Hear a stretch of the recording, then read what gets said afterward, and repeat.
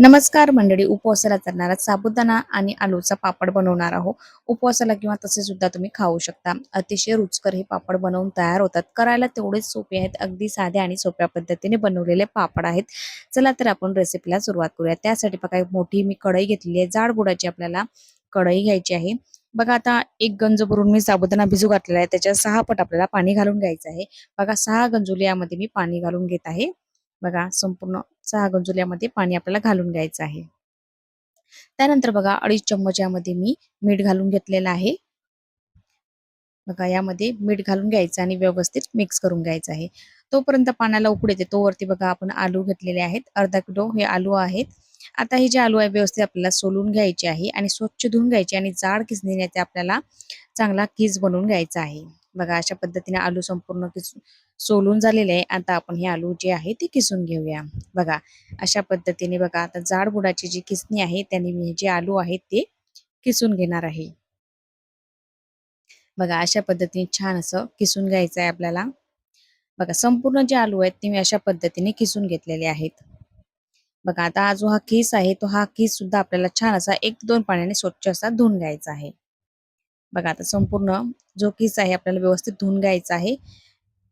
बघा आता स्वच्छ मी धुवून घेतलेला आहे. आता आपण बघा याला चाळणीमध्ये याला निथळायला ठेवूया. बघा छान असं स्वच्छ धुवून घेतलेला आहे. यामधला पूर्णपणे स्टार्च जो आहे तो काढून घेतलेला आहे.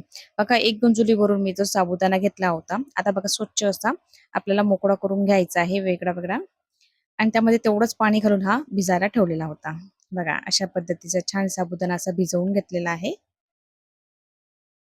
बघा पाण्यामध्ये घालण्याआधी असा आपल्याला मोकळा करून घ्यायचा आहे. बघा सुरुवातीला बघा जे आलू शिजायला थोडा वेळ लागतो तर आपण बघा सुरुवातीला याच्यामध्ये आलू घालून घेऊया. बघा आलू याच्यामध्ये मी घालून घेतलेला आहे आणि व्यवस्थित मिक्स करून घेऊया. त्यानंतर बघा पाण्याला छान अशी उकळी आलेली आहे. आपण जो साबुदाणा घेतलेला आहे तो साबुदाणा संपूर्ण यामध्ये मी घालून घेत आहे. बघा अगदी साधे आणि सोपे पापड आहेत. करायला तेवढेच सोपे आणि खाण्यासाठी तेवढे चविष्ट हे पापड बनवून तयार होतात. उपवासासाठी किंवा उन्हाळ्यामध्ये बनवून उन्हाळ्याची वाळवण्यामध्ये बनवायचं असेल तर अशा पद्धतीचे तुम्ही पापड सुद्धा बनवू शकता. बघा तर अशा पद्धतीने संपूर्ण साबुदाणा मी घालून घेतलेला आहे. बघा आता व्यवस्थित आपल्याला हे सर्व जे मिश्रण आहे ते मिक्स करून घ्यायचं आहे.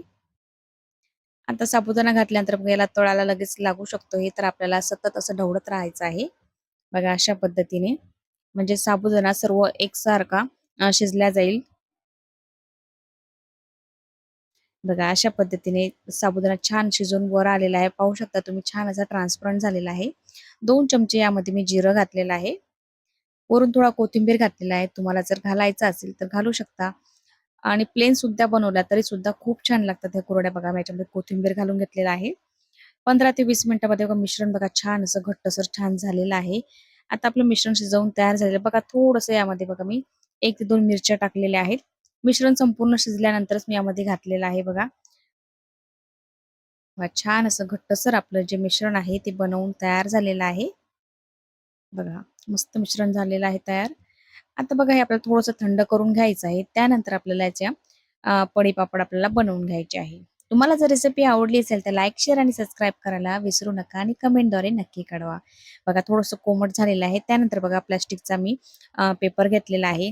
बघा आता ह्याच्यावरती आपण अजिबात तेल न लावता ह्या बघा कुरडया यावरती घालून घेणार आहोत. तेल जर लावलं तर जर पापडांना याचा वास लागतो आणि बरेच दिवस जर ठेवले तर पापडांचा असा वास लागतो पापडाला. तर बघा अशा पद्धतीचे छान असे बघा असे पापड आपल्याला घालून घ्यायचे आहे.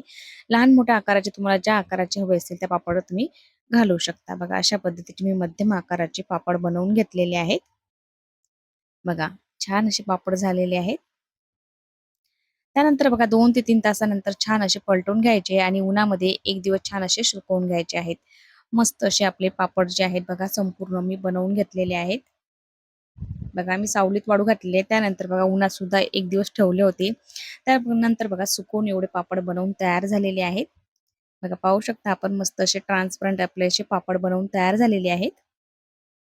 आता तुम्हाला काही पापड मी तळून सुद्धा दाखवत आहे.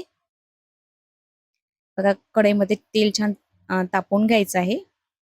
बघा थोडंसं कडक तेल झाल्यानंतर याच्यामध्ये जो आपण पापड बनवलेला तो घालायचा. बघा मस्त पापड घातल्यानंतर असा मस्त दुप्पट चौपट पूर्ण असा वरती येतो. बघा छान असे आपले साबुदाण्याचे पापड बनवून तयार झालेले आहे. बघा अशाच पद्धतीने बघा मी 1 की 2 पापड सुद्धा तुम्हाला तळून दाखवत आहे परत. बघा छान असे पापड आपले झालेले आहेत.